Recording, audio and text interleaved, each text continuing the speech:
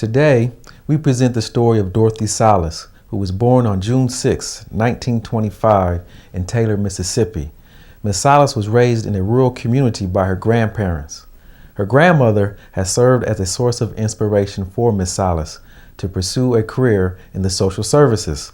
As a young woman, Ms. Sallis was encouraged by her family to move to Waterloo, Iowa, and have a better life. While in Waterloo, she obtained a bachelor's degree at the University of Northern Iowa, raised a family, and was active in her church and community affairs. For 25 years, she worked for the 1st Judicial District and became the first African-American woman to be a juvenile court officer in Iowa. She is a lifetime member of the NAACP, a member of the National Black Social Workers, and she started a Waterloo chapter of Black Social Workers. Ms. Sallis has received numerous awards for her outstanding community service and involvement in local and national organizations. She has always lived by an expression her grandmother always used: do unto others that you would want them to do to you. What was it like growing up in Taylor? Were you in the urban? We had lived on a farm, and I lived with my grandparents. Once you got to the other side of the woods, what did you see the school itself? Describe it, the teacher. What was the educational environment like then at that time? Well, the school, like I said, was like one room.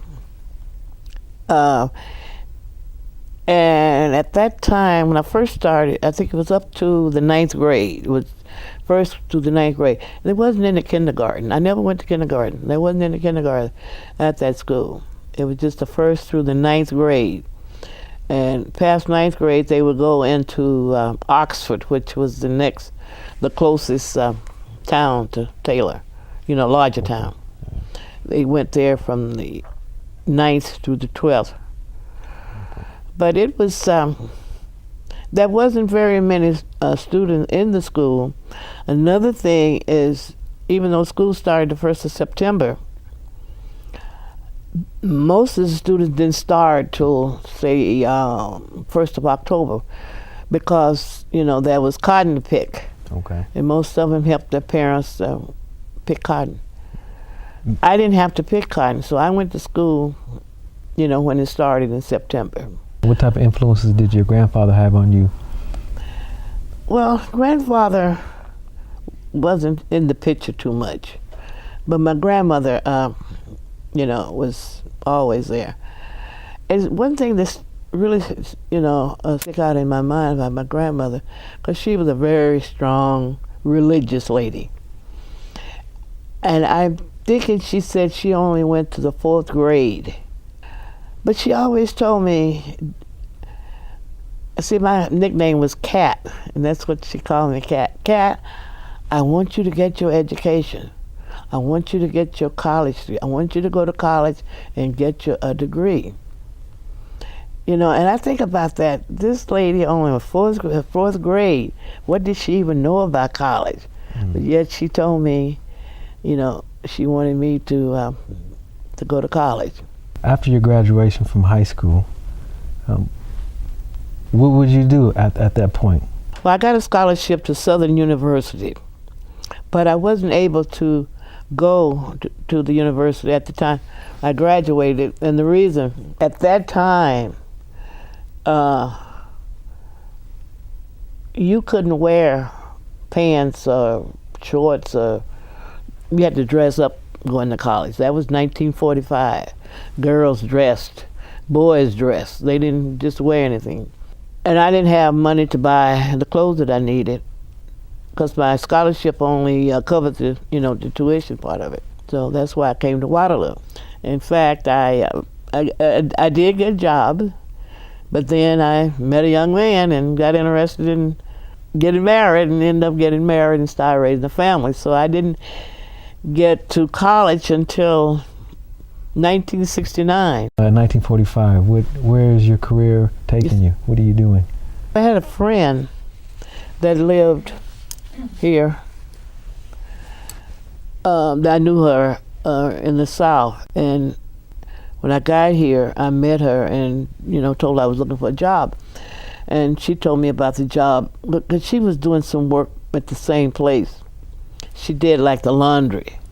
And she said these people needed someone to clean the house, and she would find out if I could do it.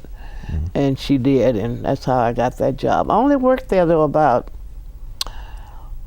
8 or 9 months, and then I got a better job at Allen Hospital. It was common that many African Americans during this time were placed in these service sector. Absolutely. Domestic. The job I had actually was in the diet kitchen of Allen. At that time, people who were on the special diets, they picked special meals in the kitchen, which was on the first floor.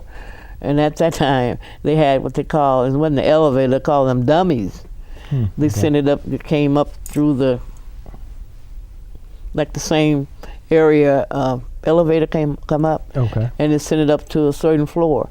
Then I would take that food off and, and put it in containers, and then it would be delivered into people. And these was people like on special diet, people with diabetes and what have you. At what point in time would you decide to take your career in a different direction, where you would pursue being a juvenile court officer? After the children was old enough to go, the last child was old enough to go to school all day, the first grade, then that's when I decided, to get a job. So one day I was talking to a friend of mine who had worked with juvenile court, teenagers.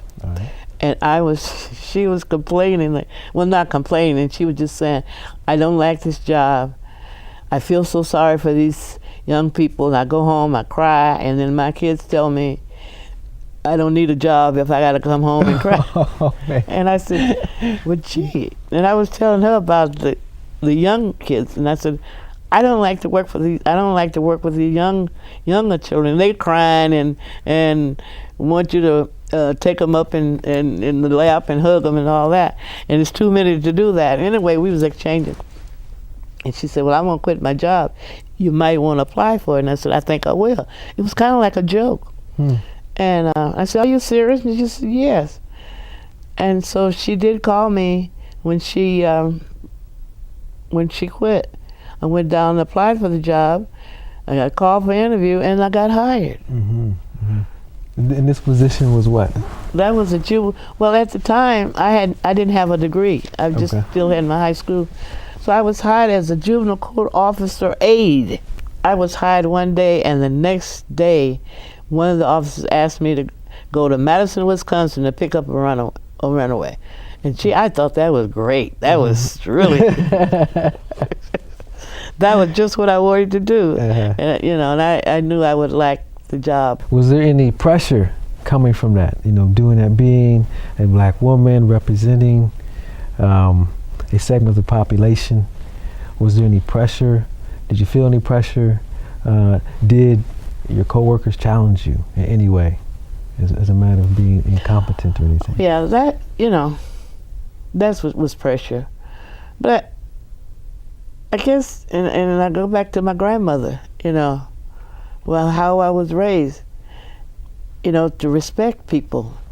And her motto was do unto others as you'd have them to do unto you. And I think that works. You'd enter the entry-level position as an aide, and then how long would it take you to get your degree before you become? Actually, altogether 10 years. Okay. So I had 4 children, 1 in college and 4 in school. And I took 1 class a semester for, I think I tried to take 2, and it was just too much. And it was UNIQ. I was one of the first students in UNIQ. One person who was very helpful and encouraged me, B.J. Ferguson. B.J. was one of the coordinators of the Head Start program. And seeing, the work I was doing, I guess the person I was, she would say, B.J., girl, you need to get your degree. Because she said, you do really good work. And that's the same thing my supervisor, juvenile court, told me. She said, you need to go and get your degree. And I said, well, BJ, I want to do it. I said, but you know, I guess I don't trust myself. I had checked the UNI, and back then it was the Teachers College. When I first came to Teachers College. And I checked out the curriculums, and I had checked out the high school. And that was classes that high school students had that I never heard of. You know, and coming from the South, it was very different. And so that kind of, you know, I started doubting myself that I would make it, you know. And VJ, that's how she encouraged. She said, "You can make it. You just try. You can make it." I know Ruth Anderson, Dr. Ruth Anderson also. And she was one of my instructors at UNI, and also my advisor too. Yeah, Ruth was real helpful and encouraged me, you know, to get my degree. Would this be important to you becoming a juvenile court officer versus an aide? Would this help move you up? Oh yes. I Did got you the need title Okay. of Juvenile Court Officer 1. That's where it started out, 1. And and I really got a nice raise. Okay. What are you doing as a juvenile court officer? What are two of your primary duties? Well, the first job, the first 10 years, was they call a field officer at that time. A field officer is you assign cases to supervise. Okay. And of course, whatever is needed for supervision, you are to provide it or find it or whatever. The last 10 years, I worked as an intake officer. And intake does an interview when the child and family comes into the office for the first time. You interview. You know, you talk to them and about the case, and then make a decision whether the case is going to court or settle out of court or just what's going to be done. Did you notice any partial treatment? Any partial treatment as far as the way the cases were handled and certain other juvenile court officers made decisions regarding African American delinquents? And I recall one particular case with a juvenile court officer that did have a problem with, I guess, his search. Okay. And she was told to, you know, to get, well, at that time, I don't know whether you're too young. They had a person, Anime Weems. You know Anime Weems. Yes, I would do. always have a person, I can't think of his name, to come to Waterloo, and he was real good because they have diversity programs now. Yancey Beaver, that was his name. He would come and he'd have these workshops, and they would, at that time it was black and white. Would go and they always said if you went and completed one, you would be, I'm trying to think of the word, it's like when you've been born again. Okay, all right. This is a good program. This is a good workshop if that's the case. This guy was good. I went to it just on my own. Not that I had done anything, I had to go. But he was good. Okay. He was real good. And Okay. the person went to completed that program, and she came back, she was a different person. And I would say she was bored again. Okay. So, but yes, it happens. It happens. It happens. Okay. Yeah, it Okay. happens. Now, tell me about your involvement with the National Association for Black Social Workers. This was the first time in my life I had seen that many African American professionals in one place at one time doing something like this. And that was, that was really good for me. But the workshops they had was very helpful. And I'll give you an example. They had a workshop called if you were the only African American working in an all-white office, or if you was a Caucasian, one Caucasian working in an all African American office. Okay. Some of the things that, workshops like that. Workshops about, placing black children in white foster homes. And of course that was one of the reasons they pulled out from the National Association of Social Workers, because they disagree with placing African American children in white group foster home. Okay. Yeah. They're talking to you now about forming a chapter in Waterloo. Right. Is that correct? Yeah. Oh, okay. All right. And we didn't have enough African American social workers at the time. That was in the 70s. They kind of changed quite a few things. In order to have a chapter, you didn't need social workers per se. You could have anyone working in human service area, a social service area, teachers or anything like that. So that's how we were able to start a chapter here in Waterloo. Okay. So you started that chapter here in Waterloo. 1987. 1987. Are you still involved with that chapter? No. Working with it? No. You have to have so many to keep up a chapter, and we wasn't able to do that. Keep enough people, to have a chapter. Yeah, it had to be a challenge. I Right. can see why with the numbers and stuff. So now you're busy with in your profession. You're a juvenile court officer. You belong to a number of national organizations, local organizations. Another interesting organization, a very important organization I know that you belong to, was the NAACP here in Waterloo. I still belong to I'm a member. Okay. I'm not active. When I was active, most of the time that I spent was with the youth. Also, I know that you were working with the Jesse Cosby Center. You were. Yes. What was your role with that center? I am one of the directors of the Jesse Cosby Choir. Okay. And because at the time, now, I drive, they deliver, I call them Meals on Wheels.